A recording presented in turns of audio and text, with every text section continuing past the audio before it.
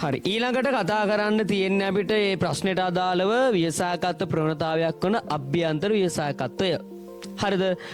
මේකේ සරලවම අදහස අභ්‍යන්තර ව්‍යවසායකත්වය කියලා කියන්නේ මෙන්න මෙහෙම ආයතනයක් තුල, ඒ කියන්නේ ආයතනයක් ඇතුලේ විවිධ තනතුරු වල කටයුතු කරන මෙන්න මෙහෙම සේවකයෝ ඉන්නවනේ පුතේ. හරිද? මෙන්න මේ සේවකයන්ගේ නිර්මාණශීලී අදහස් වලින් මෙන්න මේ සේවකයන්ගේ නිර්මාණශීලී අදහස් වලින් නවෝත්පාදනයකට යොමු වීම. ඔක තමයි මොකද්ද? අභ්‍යන්තර ව්‍යවසායකත්වය. සේවකයන්ගේ නිර්මාණශීලී අදහස් වලින් නවෝත්පාදනයකට යොමු වීම. තවත් නිදසුනකින් මම පැහැදිලි කරොත් දැන් හිතන්නකෝ ඔයා මගේ සේවකයෙක්. මේ වීඩියෝ එක බලන ඔයා මගේ සේවකෙක්, මම ඔයාගේ විදායක නිලධාරියෙක්.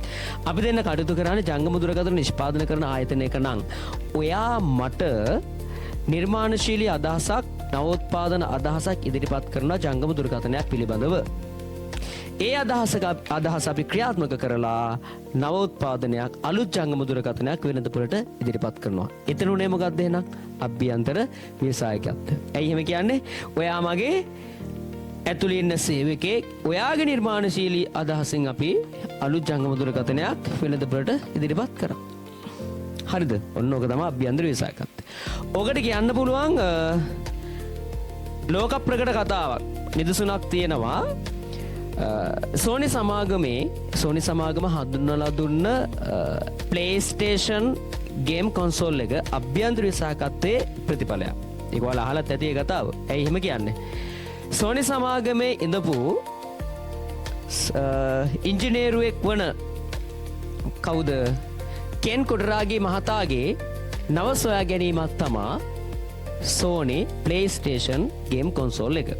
හරිද? ඒකට කතාවක් තියෙනවා. ඒ කතාව අහගන්නකො දැන්.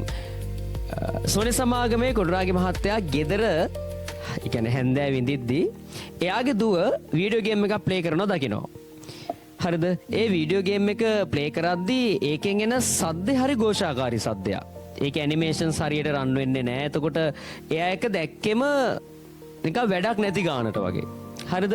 ඒකේ සද්ද ഘോഷාකාරී යනම්මනම් කියලා බලන ගමන් එයා කල්පනා කරනවා මේකට හොඳ සවුන්ඩ් සිස්ටම් එකක් තිබ්බනම් හොඳට තවත් ආසාවෙන් මේ ගේම් එක ළමයි ප්ලේ කරයි.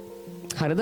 එතකොට ඒ ගේම් එක ඒ වෙද්දිත් හඳුන්වලා දෙන්න තිබ්බේ Nintendo කියන දැන් Sony කම්පැනි එකත් එක්ක වගේ ඉන්න තරගකාරී ආයතනයක්. හරිද? එතකොට Nintendo සමාගමට අයත් වීඩියෝ ගේම් එකක් තමයි දුව ප්ලේ කර කර ඉන්නේ. හරිද? දැන් ඒකේ සද්දේ එයාට හරි ഘോഷාකාරී. එයා කල්පනා කරනවා දැන් Sony සමාගමේ හොඳ සවුන්ඩ් සිස්ටම් තියෙනවානේ. ඒ වගේ සවුන්ඩ් සිස්ටම් එකක් මේකට ආවනම් කොච්චර හොඳට තියෙයිද කියලා.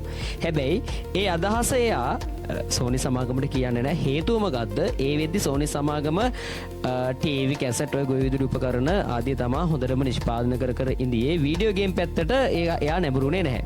හරිද? Sony සමාගමෙන් දැක්කේ විදායක නිලධාරී දැක්කේ වීඩියෝ ගේම් කියලා කියන්නේ ඕක ප්ලේ කරන එක නිකන් අර සෙල්ලම් බඩුවක් විතරයි වගේ අදහසින් තමයි ඒ කට්ටිය දිහා බැලුවේ. නමුත් කෙන් කොඩරාගේ එක දිහා පොඩ්ඩක් අමුතු ඇහැකින්, මොකද නිර්මාණශීලී ඇහැකින් බැලුවා. මේක නිකන් ලෝකයක් ජය ගන්න පුළුවන් නවෝත්පාදනයක් බිහි කරොත් ලෝකයක් ජය ගන්න පුළුවන් මේ ශේෂ්ත්‍රයෙන් කියලා එයා පොඩ්ඩක් නිර්මාණශීලී අදහසකින්, කියන්නේ අලුත් ඇහැකින් ඒක දිහා බලාගෙන ඉඳියා.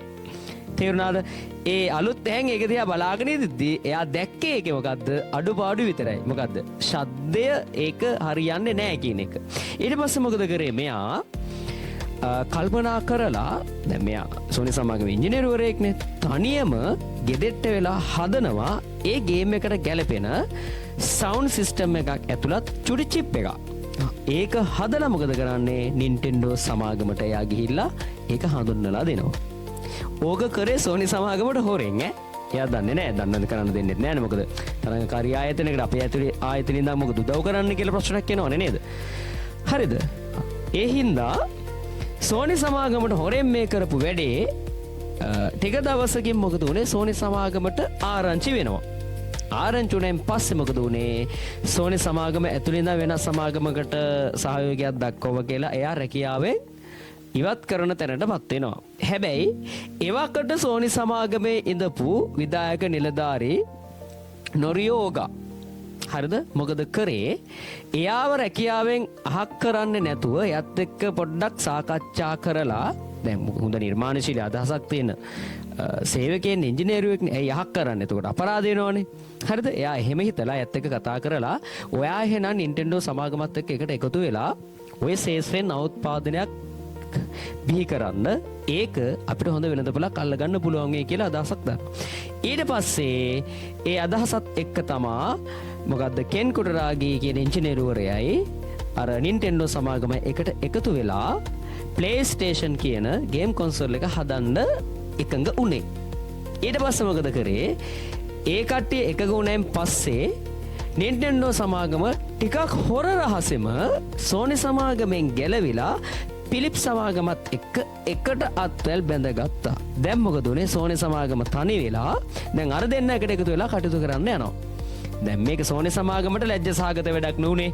හරිද? අලුතෙන් හදලත් දීලා අපි මේක හදමු කියලා එකට එකඟ වෙලා අරයා හොර රහසෙම පාවා දීලා වෙන එකක් එක්ක සෙට් වුණා. ඊට පස්සේ Sony සමාගම විදායක නිලධාරි මොකද කිව්වේ? කෙන් කුටරාගෙට කිව්වා දැන් අපි මොකද කරන්නේ? ඔයා මේ දේ කරනවාද කියලා. අරයාගේ තියෙන විවසාකත ගති ලක්ෂණත් එක්ක මෙයා මේක කවදාවත් මම අතාරින්නේ නැහැ. මම මේක තනිය හරි කරනවා කියන ආත්ම විශ්වාසය මොකද කරේ? ඒ වැඩේ මෙයා පටන් ගත්තා. Sony සමාගමේ විදායක නිලධාරීන් මොකද කරේ? එහෙනම් ඔයා මේක කරන්න, ඔයාට මේ දේ කරන්න අවශ්‍ය සියලුම අපේ භෞතික මානව සම්පත් ටික සපයන්නම් කියලා ඒ වැඩේට අවශ්‍ය සම්පත් ටික සපයවුවා. ඒකේ ප්‍රතිඵලයක් ලෙස තමා පුතේ කවුද? කෙන් කොටරාගේ කියන Sony සමාගමේ ඉංජිනේරුවරයා ලෝකෙටම දැන් භාවිතා කරන Sony PlayStation කියන ගේම් කොන්සෝල් එක හඳුන්වා දුන්නේ. එතකොට ඒක මොකද්ද? අභ්‍යන්තර ව්‍යවසායකත්වයට නිදසුනක්. Sony සමාගමේ ඉඳපු ඉංජිනේරු කෙන් කොටරාගේ මහතාගේ මොකද්ද?